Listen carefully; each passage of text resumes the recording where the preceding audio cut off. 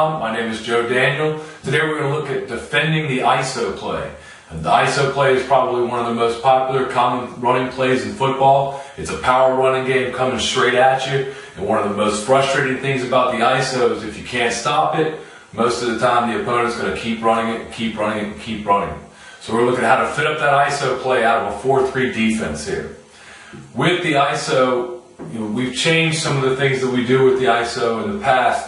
Even if you look at our 4-3 ebook, I'm going to show you some different things that we're doing now in defending the ISO. But a long time ago, we defended the ISO. If it was out of a 4-4 defense, we would have tried to get we would have been trying to get this guy hitting on the outside of the ISO back and turning it back in to our backer that's scraping over. That was the way that we defended the ISO before. Not in the 4-3, but in other defenses, we defended the ISO in that way, turning it back to the inside.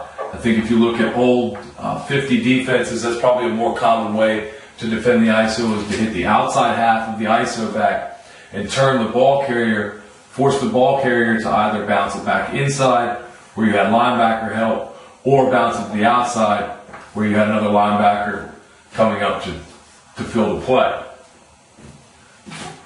We have looked now at filling the ISO in the Miami 4-3. In the Miami 4-3, we used our backers differently. In the Miami 4-3 defense, in the traditional Miami 4-3 that we talk about in our 4-3 defense ebook, we would have this will linebacker lined up outside of the defensive end, his inside foot on the outside foot of the defensive end.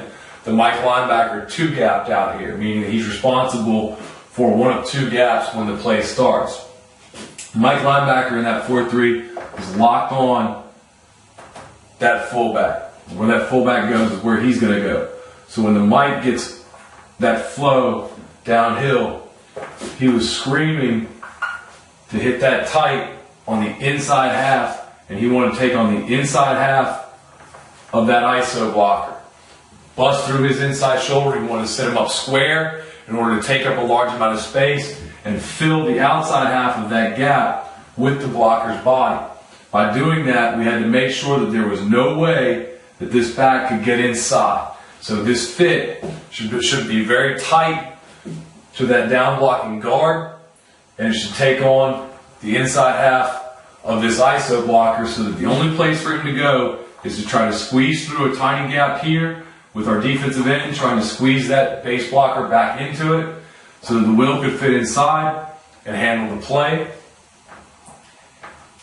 And then we also had a safety coming up to the outside with the play bounce, which is what we wanted to do. We would teach this will backer when he spins down behind the defensive end that if this gap closes up completely and this thing bounces, to go out there and get it. So the will wasn't technically responsible for the B gap. And like I said, we've made some changes in how we defend that. And I don't believe that it's necessarily right or wrong. Just letting you know a different way of doing these things.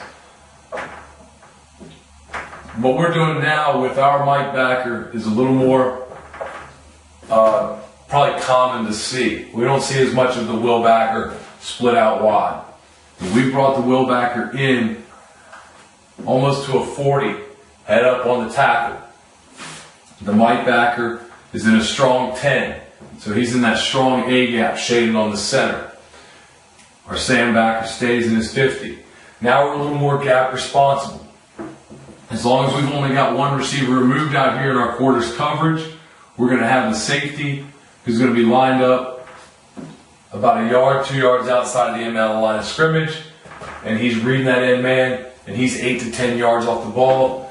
As soon as he gets a run read, he's coming up to fill outside. So our will is more B-gap conscious.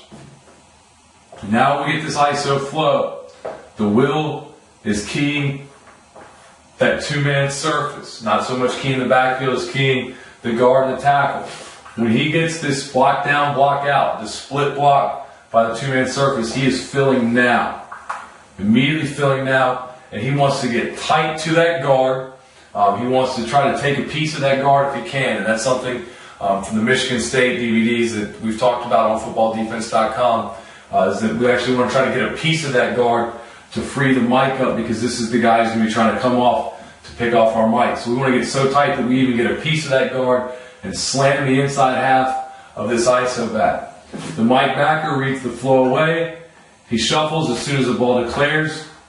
He's now getting over top. If this back tries to fit it out here, he's got the mic backer on it. Again, we've got the end outside, squeezing. He wants to reduce this B gap down by squeezing the tackle's body into it. Our nose guard is going to drive back at it. If we're seeing a lot of ISO to that weak B gap, we would run a 2-eye front, where the tackle is going to go out on the inside shade of the guard and attack there, so that we're squeezing this gap down. Now we've got the gap being squeezed down, we've got the wheel hammering the inside half of that ISO back, the mic backer scraping over the top. If he's got to run through, he's going to take it. If it's being forced to bounce, the mic continuing to scrape, and the free safety is there, fitting tight, making sure that it doesn't turn up the field.